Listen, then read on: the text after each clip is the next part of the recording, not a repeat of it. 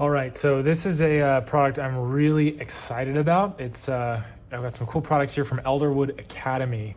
And so without further ado, let me open these up and show you what we have here. Check these out.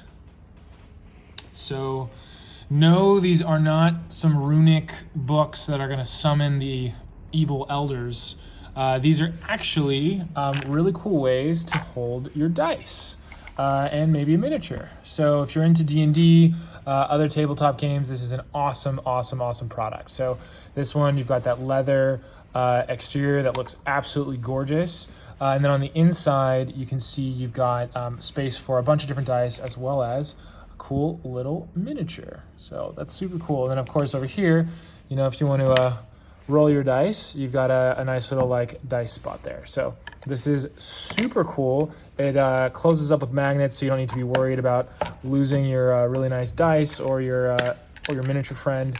And then here's another version that actually has a foam insert, so you can pull that out and have two dice trays if you want more dice rolling space, or get a bunch of their other inserts that can be used to house other types of dice or for more miniatures or whatnot. So it's cool because it's super customizable.